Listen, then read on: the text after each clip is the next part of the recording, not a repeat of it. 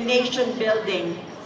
Of course, the youth we all know, and as prophesied by our national hero, our youth is really the hope of our motherland, mga pag-asa ng bayan.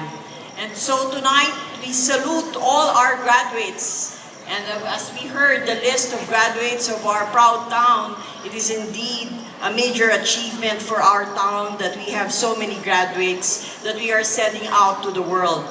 And of course, we are also here to recognize all the proud parents for the accomplishments of their children. Because after all, the graduation of our children is really the dream that we all had ever since our children were born. Tonight is really a homecoming for me as well.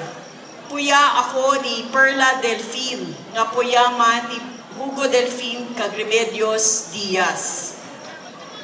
Now, Hugo Delfin was a former mayor of Panitan. And among my most cherished childhood memories were actually the trips back home to Panitan. I grew up in Bacolod City, but my mother would always look forward to returning home to Panitan, Capiz. And along with my other 6 siblings, we would always compete who would be chosen to accompany my mother to return to Panitan. And ever since then, since I was the youngest, I always had a very good chance of being the one to accompany my mother. And I have really wonderful memories of the boat rides back home, the long train rides. I did not even mind the long train rides because of the food on the train. So I still remember sitting on the train, watching the world go by, and all the balot, the chicharon, and of course before we left, the batchoy in Iloilo. And here in Panitan, my mother would find her family and her true home. And I got to meet all my relatives and my cousins, and I came to one conclusion. Everybody in Panitan is my relative. Everyone is my tito and tita, and everyone is my cousin. And I have extremely fond and wonderful memories of Panitan. And this is why I'm honored to be invited to be a speaker at this year's Varsitarian. You know, Panitan is really a town that we should all be proud of. As they say, fortune favors the brave. And indeed, it is without doubt that Panitanons are known to be brave people. Right? We are brave people. Yes. Take a look at our own families.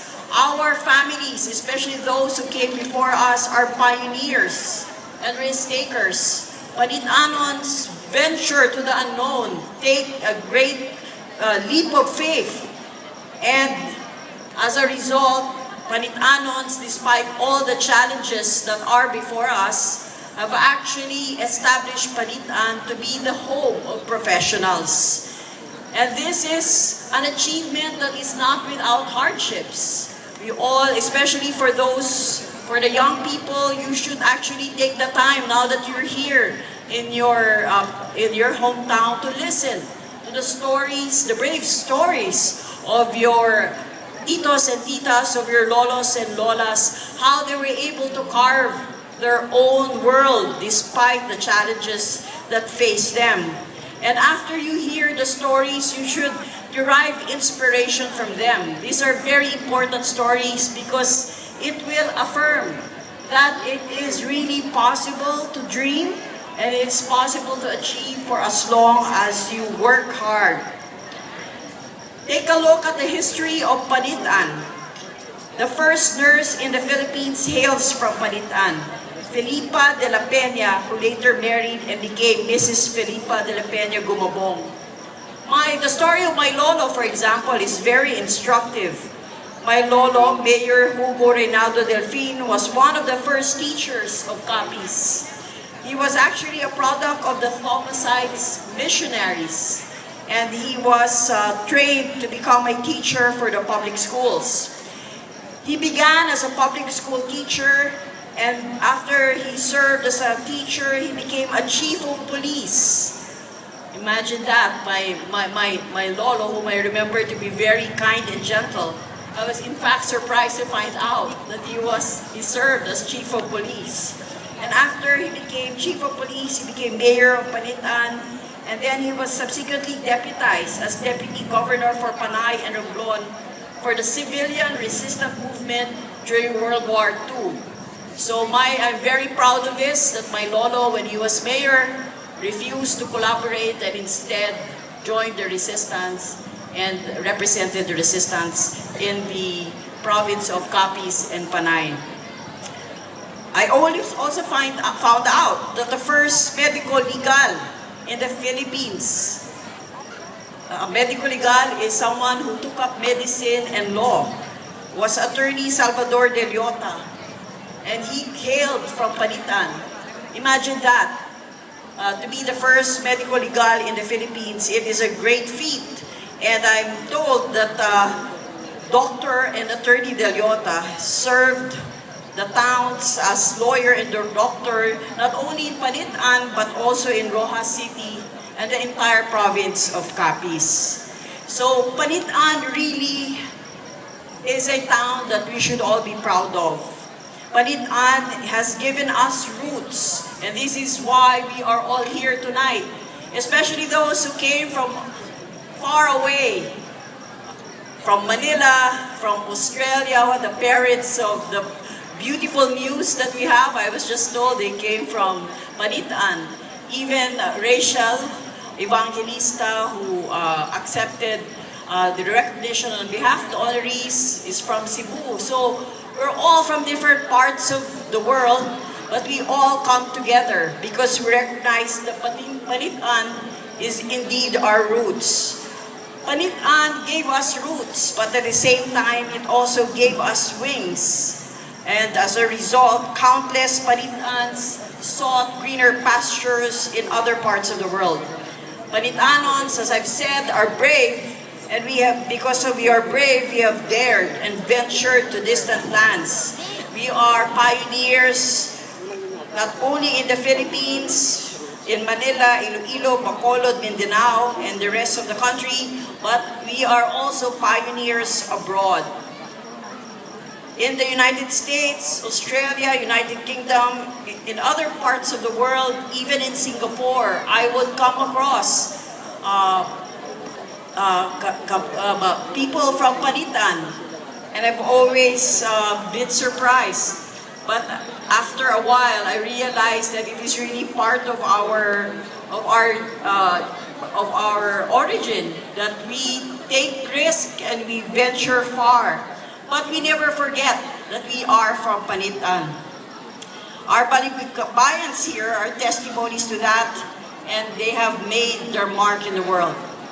We are Panitanons, in our blood lies immortal the pride of being Panitanons, a Capisnon, a Filipino. And I would like to congratulate the graduates and who in their future lies the challenge to uphold the Varsitarian spirit, to be brave, to be true. I hope you make your mark in the world. And while you make your mark in the world, please remember the heritage and the legacy. Continue to be proud of being a part of a brave people. To the proud parents, we join your joy and your sense of accomplishment. It is indeed a dream fulfilled. Enjoy the fruits of your labor. This is really your night too. And I hope and I pray for all of you that your return on investment will come soon enough. So graduates, I hope when you get your first paycheck, you honor your parents by giving it to them. Right, parents? Yes. First paycheck should really be given to the parents. It's your acknowledgement that your parents are really the reason for where you are and your success. So check your parents, the first paycheck. Okay, it will make your parents very proud, very happy. So to the honorees, I'm glad I am here. And as you are about to venture in your chosen careers, let me leave you a quote to live by. And this is a quote that I realize is really an essential truth. And the quote is, we make a living by what we get, but we make a life by what we give. So always, while you try to make a living, always try to be relevant. Let your loyalty be true to your family, to your home, Panitan, and to our country. Let us remember to look back onto this day and to always remember to be grateful to our family, to our community, and our country. Never forget to give back to our family, to our hometown, Panitan, and to our country. And most of all, let us all thank God, who is our God of purpose, order, and designer of our life and destiny.